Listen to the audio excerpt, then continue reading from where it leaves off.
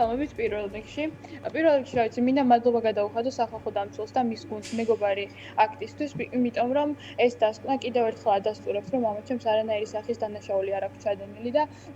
ამდენი უსამართლობის ფონზე მე პირადად ამ აქტმა იმედი გამიჩნია ის ნაპერწკალი, რომ და მინდა მჯეროდეს, რომ მის საქმეზე ამ ყველაფერს დადებითი გავლენა ექნება. კი ბატონო,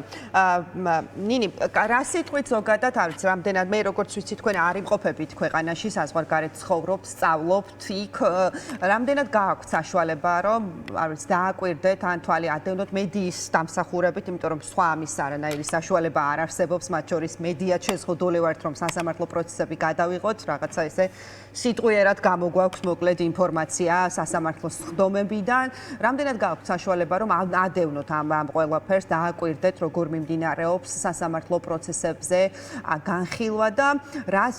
იტყვით, აი სახალხო დამცველმაც აღნიშნა, რომ ფაქტობრივად კი არა, არ არსებობს, არც ერთი მტკიცებულება არ არსებობს, რომელიც დაადასტურებდა პაატა მანჯგალაძის იმ ბრალეულობას, რასაც პროკურატურა ედავება. რა სიტყვით ამ მიმართულებით?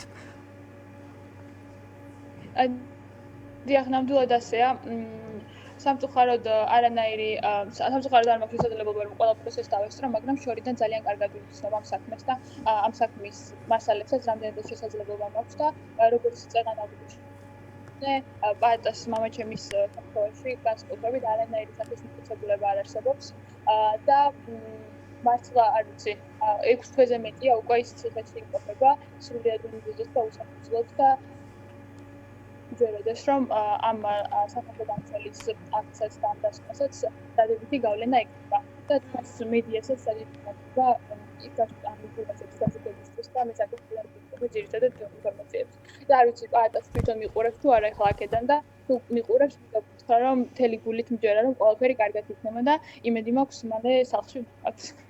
კი ბატონო, ეს მინდოდა სხვათა შორის ბოლოს მეთხოვა, რომ თუ გვიყურებს თქო, პაატა მანჯგალაძე ხომ არ გექნებოდა რაიმე სათქმელი თქო, მაგრამ უკვე თავადვე შენი ინიციატივით გაგვიზიარე და მიმართე მამას. ძალიან დიდი მადლობა ნინი იმისთვის, რომ დაგვითმეთ, რომ მიიღე გადაცემაში მონაწილეობა. ვნახოთ, როგორ განვითარდება პროცესები და რამდენად გაითვალისწინებს მოსამართლე სახალხო დამცველის სასამართლო მეგობრის მოსაზრებას, რომელიც წარადგინა სწორედ პაატა მანჯგალაძის საქმეზე.